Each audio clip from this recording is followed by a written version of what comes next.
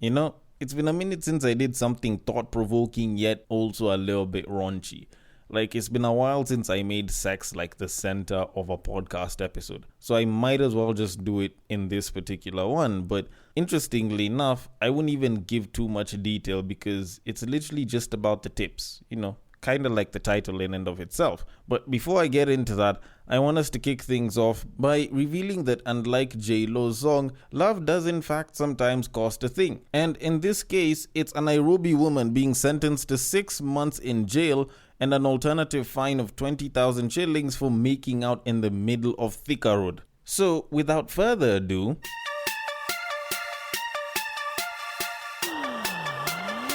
get ready for the battle of the sexes.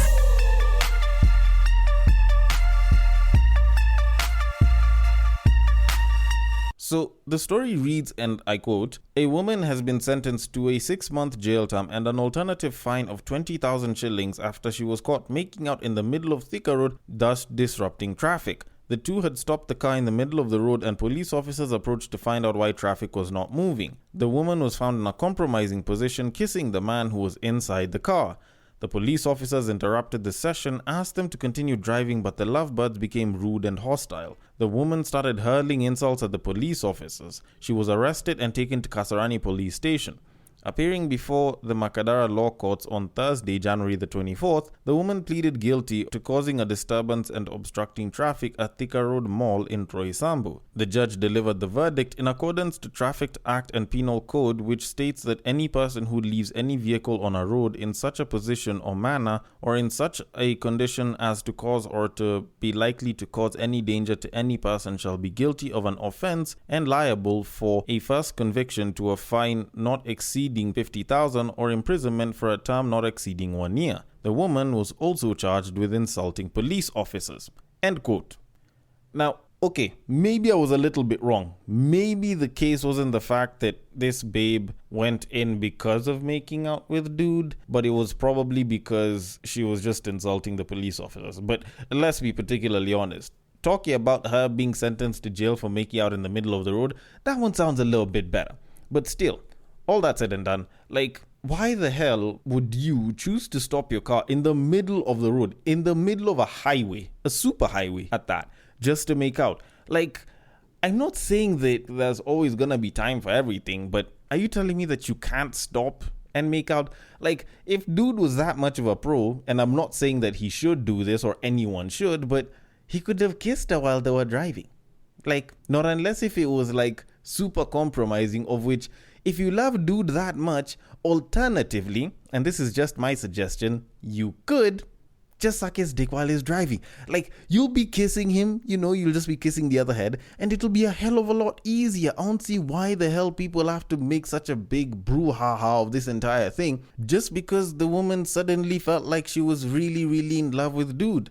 Of which, at the same time, I don't get why the babe just couldn't wait for a little bit. But you know what? The dumber thing that she even chose to do, besides them choosing to stop in the middle of the road just to make out, is her and the dude being abusive to the cops. Now, you can argue that these people were high or were under the influence of something or someone, if not each other, but abusing the cops was an even dumber idea. The alternative that they both would have had, if not just the babe, is to also suck their dicks. Then the babe wouldn't have been in trouble. But I guess, love does cost a thing and dude didn't feel like paying it. So I'm going to leave it at that and move on to something that you don't have to pay for as well, which is this podcast, which I probably should have started in a more typical fashion, where I start by using words like, "Welcome to Breaktime on West Side, your number one Breaktime podcast, coming to you from Nairobi, Kenya." The man on the mic is a man who believes in taking his babe out for a ride and letting her ride as long as the cops aren't involved. He's a man who likes his women the same exact way he likes his yogurt. It is none other than your tall, dark and mildly handsome man, Sir Denver B. The show is Battle of the Sexes, our weekly love, sex and relationships show where I get to talk about people on the road. I get to talk about sex sometimes. Sometimes people might disagree with me, but usually I like to come through with that conclusion. Now, If you agree with it, if you don't agree with it, if it is something that you feel you should probably give some feedback on, then the place to do it at is at Break Time on West Side on Facebook or on IG.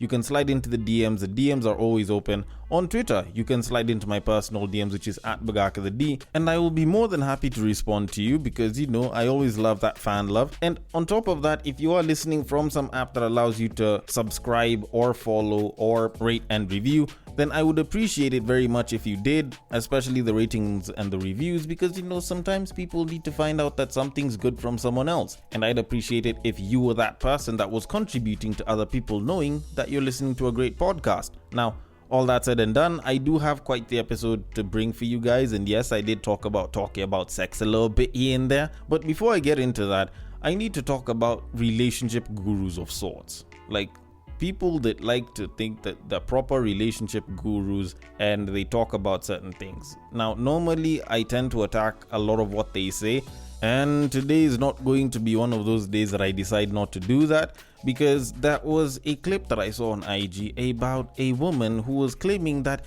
she had one tip. If she was to give just one tip to men, what she would say. Now, I found her views to be particularly interesting, but I want you to listen to them and think about it for a second before I go into it. So without further ado, I think actually the one tip that I would give men, if I only had one, would be to educate yourself on women's cycles. So we all are on a 24-hour cycle. It's the same for you and I. Our body makes the same hormones in relation to that cycle. But we also have our 28-day cycle, or 32, or whatever it is for each woman. It's a little bit different. But I will say that once I fully understood my cycle and embraced it and used it as my superpower instead of resenting it and being like, well, there's a quarter of my fucking life I'm going to be uncomfortable and miserable and I don't want to deal with this and I wish I was a man. Once I learned to embrace it and love it, basically I feel like I 10x'd my life. And my husband was watching me and learning along the way. And I admire him so much because now he's like, oh, I can tell where you are and I know how you need me to love you. Okay, I don't know. Maybe it's just me that's saying this. Maybe it could be wrong. I'd like to think it is, but I feel like when she was saying this, she was probably in the middle of her period. Or, she was within her hormonal cycle where she was either ovulating or on her period. And I'm not saying this disrespectfully, I'm just saying that most times babes don't think about that shit, or at least from what it is that I've been told by some babes, I don't think babes think about that shit up until it actually comes up. Like, it's one of those running thoughts that's at the back of your head, but you don't really think about it unless you're ovulating or you're having a period. Which is why, if you were to ask her at that point in time what the number one tip that guys should know about is, then she'll probably talk about making sure that you know your babe cycle and shit. And yes, she's used the example of her husband. It's just that I have one particularly big issue. Like, you could have told guys so many other things. Listen to your woman, make sure you treat her right, or don't cheat on her. Like, you could have given men so many other tips, but you just had to go to the menstrual cycle? Like, come on, bruh. Like, I'm not saying that it's bad advice. It's just, if it's the number one tip that you'd give guys, like, I wouldn't even think watching a babe cycle is really one of them. Like, how many of us are dating in the first place? So how exactly will we keep track of that? Now, on top of that, you have to add the fact that this dude might probably have to worry about shit like, will he get the tracking app on her phone and shit? Or does she have a tracking app in the first place? How does she measure her cycles and shit? Like, that's way more thought that would come in. And yes, treating a babe nicely when she's having a period is all fine and dandy. It's just that most times babes don't even think about that up until they're actually having the period. So up until that time, you can pretty much not give too much of a flying fuck. But the moment she tells you that she's having her period, that's when you can automatically adjust. Like, some of those things I don't think are even all that important to be looked at. Like, don't get me wrong, they're not not important, but I don't think they're absolutely vital to give them the number one tip in the name of what it is that you should tell men in the relationship space. But I don't know, maybe that's just me. I'd probably want to be corrected by a babe or by someone else, but all in all, in terms of number one tips, I feel like this is probably the weakest number one tip I have ever heard of in my life. But anyways, that's just me. I will leave it at that. I will move it on so that we can talk about the fun stuff. So on to our main topic of today. Now, while I was also on IG, weirdly enough on the same day, I stumbled across a video that a certain man had made, which was titled, get this, 5 mistakes most men make during sex.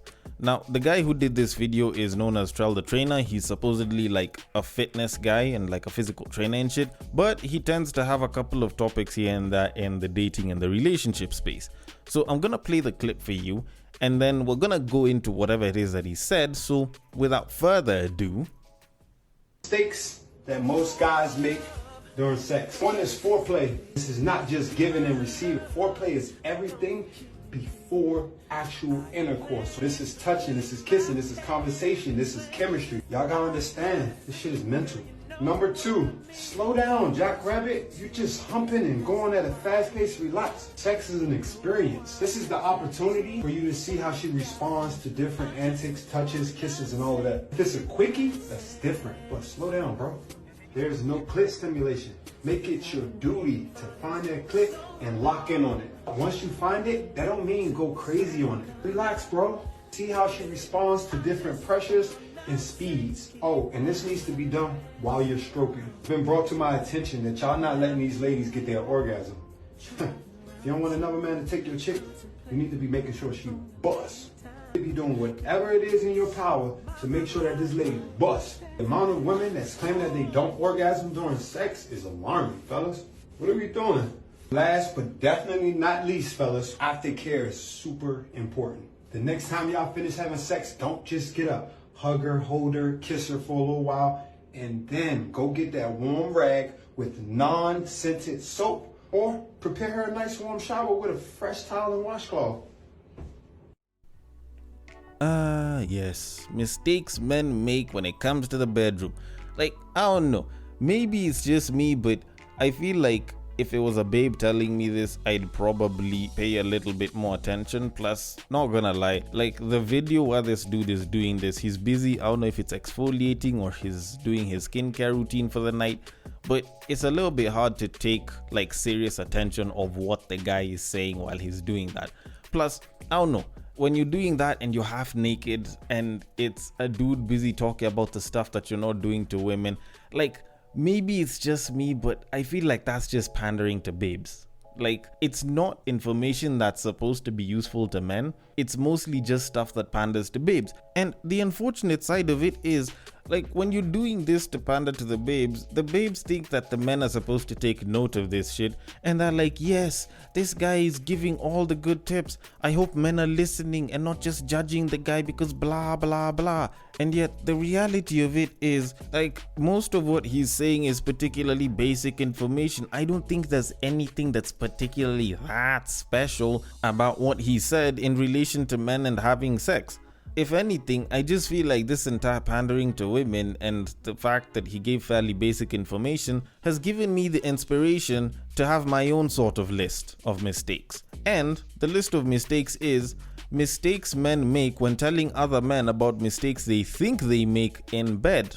And I actually have a bit of a list of my own. Now, the first one is assuming that all babes want to be fucked the same, of which I will tell you, they do not.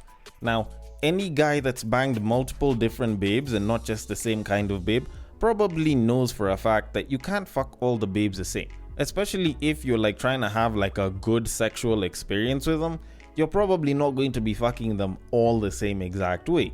There's some of them that want a candlelit dinner first. There's some of them that just want to go straight into it. There's some that want to be like super intimate and sensual, and there's others that will not even make out with you. There's some of them that will pretty much want to be on top the entire time, and there's others that want to lie down and let you fuck them the entire time while they do close to absolutely nothing. Like, there's very different ways that babes want to be shagged, and it is a very individual thing, and it's not like it's collectively supposed to be the same kind of way. So when you're busy trying to dictate stuff like speed, strokes, and so on and so forth, that sounds like it's subjective information because it sounds good to a lot of women, but isn't necessarily the case for every single woman, even most of the ones that it sounds good to. Then the second one is assuming that most men don't care about pleasuring their woman, because when you listen to how he's saying all of this, it's like dudes apparently don't really want to pleasure their babes, or whenever we're having sex, we don't care about that orgasm because whenever we do it, we usually don't really pay too much attention to whether she nuts or not, of which I don't even think that's the case. I think if most babes would actually tell us when they're going to nut, or would at least give us some sort of procedure, or if they would actually be vocal enough and say that they haven't nutted, probably the number of women who've had a fuck ton of sex over the years and had 0 orgasms would probably have dropped by probably about 2/3. Like, weirdly enough, contrary to some babes' beliefs, guys actually do care about a babe orgasming, because at the end of the day, if you have a good experience with sex, then in this porn-influenced world, if you tell other people that I'm great in bed, it adds credibility to my sex game. Like, this is something that will work in my benefit if she actually has good pleasure. And this is for us single guys that are busy trying to get ass out here. Now, when you're looking at someone in a relationship, if my babe is happily getting orgasms, then it means that she'll probably want to have sex a lot more with me. Meaning that I will not have to pressure her or try and do the whole negotiation thing just so that I can have sex with her. Or I won't even have to ask for sex with her. Like, at the end of the day, she'll end up giving it to me because she wants to, not because I want her to, and I'm only assuming that she wants to because I want to. Like, at the end of the day, me giving her good sexual experience actually works in my favor just as much as it works in hers, even though hers might actually have more benefits on her end. But at the end of the day, for us as men, we actually like pleasuring our women. We like pleasuring women in general. The only downside is a lot of us aren't particularly that good at it. 1, because of lack of practice, and 2, because sex education isn't particularly something that's very well taught to men. Like, let's just be particularly honest. I've spoken about how for a very long time in my life, I didn't even think that babes actually got horny. Like, it was literally just them choosing to let you have sex with them, so we pretty much had to go through this entire negotiation tactic. So if she liked you, she'd be like, right, fine, I like the guy, I'll let him fuck. But over the years, now once I realize, oh my shit, this as babes that get horny, hell, they might even be hornier than us, then of course, now I started to change how I'd approach women. I started to look at women a little bit differently. I stopped looking at it like women are from Venus and men are from Mars. And that addition to my repertoire meant that I could interact with women a lot better, especially when it came to me trying to bang a babe. But when a lot of guys aren't particularly well educated in terms of sex and were not, how would I call it, inspired to go and look for content relating to making sex better, then of course there's gonna be a fuck ton of guys that don't really know that much about having good sex. Then third but not least, because it's still a list, is assuming that we don't already know this shit. Like, every single one of the tips that the guy gave, we know this shit. This is stuff that has been spoken about countlessly, which is why I consider it basic information. The whole make sure you give a foreplay, we know about that shit. The aftermath, we know about that shit. The in-betweens, how we're supposed to go and find the clit and play with it a little bit, we know that shit. Like, it's not that we don't want to play with the clit, we just can't find the damn thing. Like, there's a difference. And I think a lot of people kind of get it wrong. It's not that we don't want to, it's just that we can't find it. Simple as that. And this whole talk about, there's all of these things that men aren't doing in the bedroom. Like, let's be particularly honest. We've always spoken about shit like this all the time. People always clowning on how it is that men can't pleasure women very well. To the point where it pretty much just feels like you're grabbing at low-hanging fruit, to be honest. And yet, the reality of the situation is maybe we should probably be asking different things. Like, why it is that babes don't like voicing their feelings when it comes to sex. Like, you're being fucked poorly by a guy, or you're not liking the kind of experience that you're getting. You have the ability to speak, you have the ability to voice your opinion, but you wait until this guy is done and he's left, then you go and talk about how shit it is with your friends. Like, that doesn't particularly help anyone. Which is why, to a certain degree, at times I tend to think that babes actually want to have bad sex with people simply because they can go and talk about it with their friends and talk about how shit the dick game is. But that issue aside, I feel like in terms of tips, you don't even need to give that many. If you're trying to educate guys on having good sex, I don't even think you need to give that many things, or you don't need to go that advanced, because there's very simple things that you can say that will actually do a country miles worth of improvement when it comes to bedroom game. And hell, if I was to give that sort of advice, I'd probably just give it in just one very simple tip. Sounds like general advice, but it's one very simple yet very important tip. And interestingly enough, yet coincidentally enough, I actually mentioned it early on during the rant. And it is, listen to her. Like, just listen to her. As dudes, a lot of times us guys might be spitting game, we might be being flirtatious and shit, we're trying to get between the cheeks and all, and by all means that's all fine and dandy, but a lot of times guys don't listen to what the babe is saying. The babe will say how she wants to be pleasured a lot of times while you guys are busy texting here and there, when you guys are having a lot of those one-on-one interactions. Hell, maybe even before you guys are having the foreplay, or even as you guys are in the bedroom doing all of that shit, the simple aspect of listening to her can do a country miles worth of improvement to the babe. Because if this babe says, and you guys are texting in the earlier days, that she's not a fan of making out while having sex, and you start trying to make out while having sex, aren't you doing yourself a disservice? Like, that's one of those things that a lot of guys never really take into account. A lot of what it is that babes say initially about the bedroom is stuff that they actually want done to them. And if you ask them if they want it done to them and they say yes, then by all means, add it to the list of things that you should do. And trust me, that would give a massive advantage to a lot of guys. That would make a lot of guys actually seem like they're a lot better than what they currently are in the bedroom. And it's actually not that hard. Like, you don't even need to think about, oh, you know, when you're having foreplay, do this. When you're having sex with her, don't be too fast, or don't be too hard, or don't hit it too much. Like, you don't have to do that. You just have to listen. So, for example, she might say that she wants someone that's a little bit intimate with her. Then when you get intimate and, you know, you're pretty much delivering your strokes, she tells you faster. This dude was busy saying, don't hit it too quick, blah, blah, blah. But shorty over here just said faster. So you do faster. If she says harder, you do harder. If she tells you to go deeper, then by all means, if you don't have any more dick left, slam that pelvis right inside there. You know, do that shit. You might not have any more left, but you know, the fact that you're pushing the pelvis in means that you're at least attempting to go deeper. Because at the end of the day, that's all you really need to do. Listen to her. And even for the babes, if you're banging a guy, listen to dude as well. And to conclude all of this, I like to go back to something that I said in one of the Raw Zone episodes. I don't think a lot of this advice needs to be that complicated. Hell, I don't even think a lot of this so-called advice has to, you know, dive into things, and yet a lot of times you're probably not giving that much information. To be very honest, I feel like the best advice is oftentimes the most simple ones. So when you're busy looking for some advanced level quote-unquote mistakes that someone is making, to be quite honest, I feel like half the time, like 3/4 of the quote-unquote mistakes aren't really mistakes at that.